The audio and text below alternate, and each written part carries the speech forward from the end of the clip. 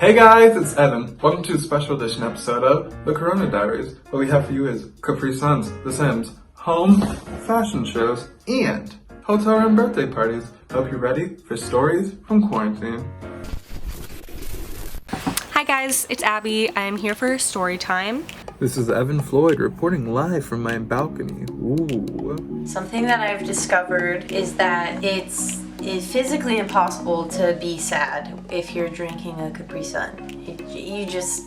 You cannot be sad if you have a Capri Sun. No way. So the other day I was sad and I decided I would go buy some Capri Suns, naturally. So I went to the grocery store. While I was at the store, I noticed that they were selling plants. So then I bought 2 plants and 2 cases of Capri Suns. And the cashier judged me very much so. But now I have 2 more plants. This is Lucille, and that's George. I really don't like my birthdays, and when I realized that this year I would be spending it in confinement in a hotel room, I was super excited. But somehow hotel staff found out about it, and in the morning when I opened the door to get the breakfast, I saw a birthday cake next to the meal, which was very sweet of them. Also later that day my cousin called me and told me to look out of the window. When I did so, I saw half of my family standing outside of the hotel with a cake. They drove for 8 hours across the whole country just to see me for a few minutes. And obviously I told them they were crazy, but to be honest, that was probably the most precious gift I've ever received. I don't know if you've noticed, but if you go out into the street, I've noticed that people not only keep their distance, which is, what they should do, but they also don't look at you, or they deliberately look the other way, away in the other direction. Maybe I didn't get the memo about not smiling and looking the other way, actually somehow protecting you and others from the coronavirus, but still, it weighs on me a little bit. So when I got back from my run the other day, I saw a woman also jogging, coming my way, and I thought, I'm going to take my chances here. So as she approached, I flashed her a big smile. And lo and behold, she smiled back, and I said, I'm going to push my advantage here. So I became all adventurous and I said, good morning. And she said, good morning, and smiled at me again. That so made my day. So I hate running, but I am running for the sake of my health during quarantine. And when I'm out there, I usually feel kind of self-conscious, but I was out for a run the other day and I was going past this group of homeless guys that I always see. And sometimes they say hi to me and sometimes they don't. But on this day, I was running past them and all of them suddenly turned to face me and they were all smiling at me. And I'm like, but they all started clapping. And one of them put his fist up in the air, like, yeah, go, go, go. And so I did the same thing. I kind of did like Rocky style, both fists in the air. I felt very supported by the Parisian community.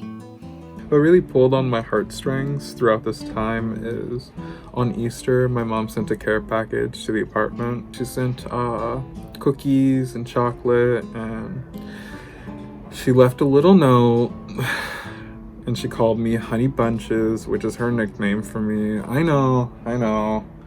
So one thing most people don't really know about me is that I love Greek food.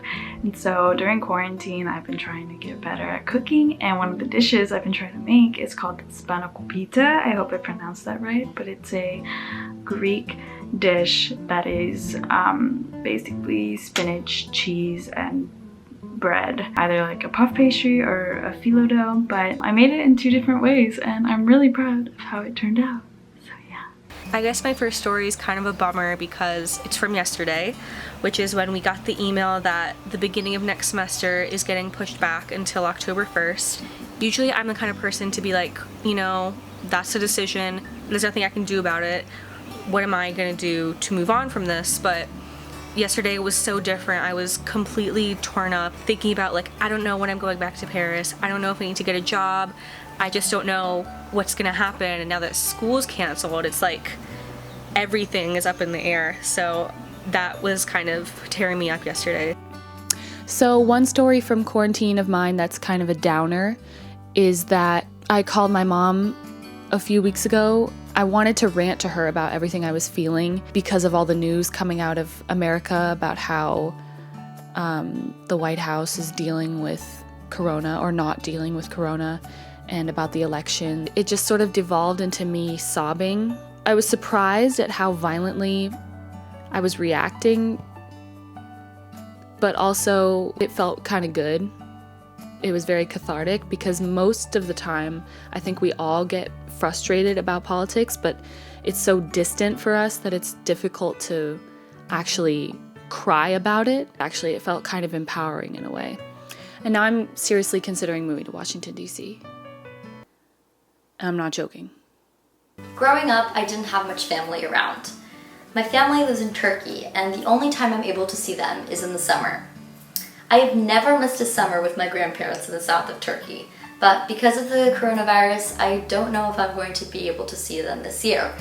The virus puts them at high risk, and there's a lot of complications with even accessing Turkey or leaving the United States right now, so I really don't know what's going to happen. I'm pretty upset about the whole situation. I don't know when it's going to get better, and I don't know when I'm going to be able to see my grandparents ever because school is going to start pretty soon. But I know that a huge piece of my heart is waiting for me in the south of Turkey, where I can really gather my mind, and I find that when I'm there that it's a peaceful and enjoyable time. So I'll be leaving Paris within the next 2 weeks. It's real that I'm leaving, but it's just not registering in my head. I've spent 3 years in Paris, and it's sad that I'm gonna leave on these circumstances. I had so much planned out just to do things, like see things that I haven't got to see, but because of COVID, I couldn't do that. Despite the circumstances, I would have been sad either way, whether there was COVID or not. I would have still been sad to leave and not come back. My last story, I will say I had no idea what I was going to do because the prompt was that it has to be funny or I guess different from my other stories, and I was like nothing entertaining is happening in my life right now.